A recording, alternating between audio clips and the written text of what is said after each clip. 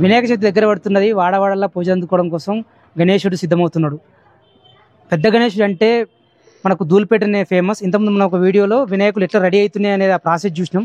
ఇప్పుడు మళ్ళీ మనం ఈ వీడియోలో చూస్తున్నాం గణేశుడు ఎట్లా రెడీ అయిపోయాడు, ఎట్లా దగదగ మెరిసిపోతున్నాడు అనేది ఒకసారి చూద్దాం. అటు రంగురంగులతో ఇట్లా బడా గణేశుడు, ఆ నగలు కానీ లేకపోతే ఆ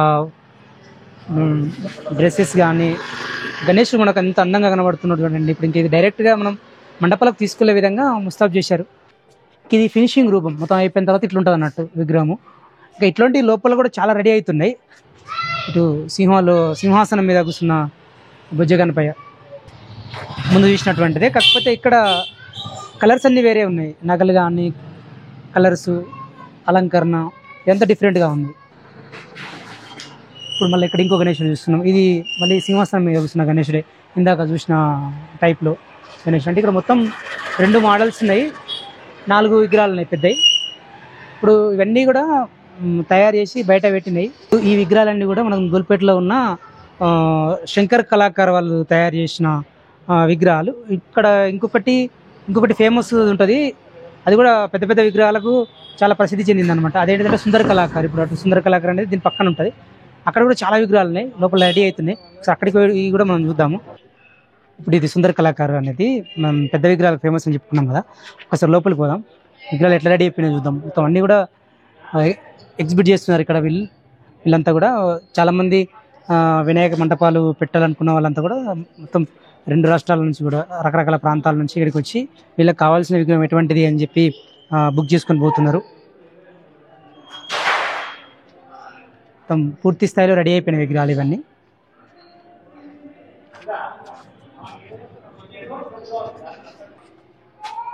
సూపర్ గణేష్లు అన్నీ కూడా రెడీ అయిపోతున్నాయి మండపాలకు వెళ్ళి పూజలు అందుకోవడానికి.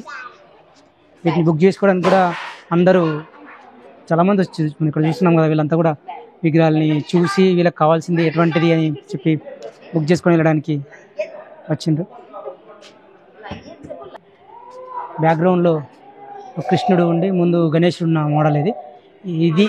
ఈ పక్కన ఇంకొకటి ఉంది, ఇదేంటంటే ఇది మనం బ్యాక్గ్రౌండ్లో చూడొచ్చు. అక్కడ కాన్సెప్ట్ ఇక్కడ అంటే ప్రతి విగ్రహం కూడా ఒక కాన్సెప్ట్ పరంగా తయారు చేసారు. ఒక్కొక్క విగ్రహంలో కూడా ఒక కాన్సెప్ట్ మనకు రిఫ్లెక్ట్ అవుతుంటుంది. మనం చూస్తున్నాం కదా, ఇప్పుడు మనం అక్కడ ఎదురుగా చూస్తున్న విగ్రహం ఏమో క్షీరసాగర మదనం కాన్సెప్ట్ బ్యాక్గ్రౌండ్. సాగర్ మదన గణేశుడు అని దీనికి పేరు పెట్టారు. దేవదానవులంతా కూడా క్షీరసాగర మదనం చేస్తున్న కాన్సెప్ట్ మనం బ్యాక్గ్రౌండ్ లో చూడొచ్చు. మనం దీన్ని చూడాలంటే చాలా వెనక పోయి చూడాలి, ముందుకెళ్ళి మనకు అంత పూర్తిగా కనబడదు. మొత్తం ఎంతో కొత్తగా కనబడతాడు మొత్తం పెద్దగా. స్పెషల్గా మనం ఇక్కడ చూస్తున్న విగ్రహాలల్లో ఆ డ్రెస్సింగ్ కానీ, తర్వాత ఆభరణాలు కానీ, వీటి డిజైనింగ్ కూడా చాలా మనకు ఇంట్రెస్టింగ్గా ఉంటుంది. ఇక్కడ చూస్తున్నాం కదా, ఇదంతా కూడా చాలా చిన్న చిన్న డీటెయిలింగ్గా ఉంది. అంతా చాలా షైనింగ్ అట్లా. మన డ్రెస్ కూడా ఆ పంచకట్టు విధానము అది చూస్తే చాలా అద్భుతంగా ఉంది, మంచి కట్టారు. ప్రతి విగ్రహానికి మనం ఒకసారి నగలకు సంబంధించి ఎట్లా ఉన్నాయో చూద్దాము. కిరీటం దగ్గర నుంచి మొత్తం పంచకట్టు మీద ఉన్న అంచు వరకు కూడా ప్రతిదీ డిజైనింగ్ అనేది చాలా బాగా డిజైన్ చేశారు. థర్మాకోల్, తర్వాత ఈ కాయిన్స్ లాంటివి పెట్టి సెట్ చేశారు. తొండం మీద కూడా డిజైన్ మంచిగా ఉంది, ఫ్లవర్స్ డిజైన్ ఇదంతా. గణేశుడి కండువా మీద పూల డిజైన్ చూస్తున్నాం కదా, అంతా బాగుంది. ఇంకో విగ్రహం ఇక్కడ, ఇది గద పట్టుకున్న గణేశుడు.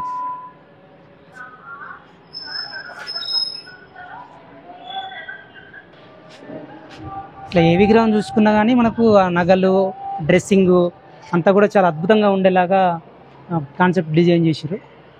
వెనకాల శ్రీకృష్ణుడి విగ్రహం కూడా మనం చూస్తుంటే ఆ డ్రెస్సింగు, ఆ కడెం మీద ఉన్న ఆ డిజైన్ కూడా మనం గమనించవచ్చు. వీళ్ళ దగ్గర ఏదైనా కాన్సెప్ట్ తీసుకుంటే మనకు ఆ విగ్రహంలో మనం చూసి కాసేపు అందులో ఉన్న కాన్సెప్ట్ మనం అర్థం చేసుకోవడానికి వీలుగా డిజైన్ చేసిన విగ్రహాలు ఇవన్నీ. ఉదాహరణకి ఇది క్షీరసాగర మదన గణేశుడు, ఇందాక చెప్పుకున్నాం కదా, సేమ్ అదే. ఇది మంటపాలకు తరలి వెళ్ళేందుకు సిద్ధమైన గణేశుడు ఇవన్నీ. ఇవన్నీ కూడా ఏంటంటే చాలామంది ఇక్కడికి వచ్చి వీటిని చూసి ఇందులో వాళ్ళకు ఏది కావాలనేది చెప్పేసి వాళ్ళు బుక్ చేసుకుంటున్నారు. ఇంకా 1 మంతే ఉంది కదా, మాకు పలానా విగ్రహం కావాలని చెప్పిపోతున్నారు. ఇంకా వీళ్ళకు ఇంకా ఉన్న ఇటువంటి వర్క్షాపులలో ఇలాంటి తయారు చేస్తూ ఉంటారు. ఏ విగ్రహానికి ఆర్డర్ అయితే ఎక్కువ వస్తుంటుందో అటువంటి ఇంకా ఎన్ని కావాలి అని లెక్క వేసుకొని వాళ్ళు తయారు చేసి పెడుతుంటారు అన్నమాట. ఆర్డర్లను బట్టి ఉంటాయి. ఇట్లా ధూళిపేటలో పెద్ద విగ్రహాలన్నీ రెడీ అవుతున్నాయి. ఇంకా 1 మంత్ టైం ఉంది. ఇంకా రకరకాల విగ్రహాలు రెడీ అవుతూనే ఉంటాయి. మనం ఇంకా మరికొన్ని పెద్ద గణేషుల విగ్రహాల గురించి మనం మళ్ళీ ఇంకొక వీడియోలో మనం తెలుసుకుందాం.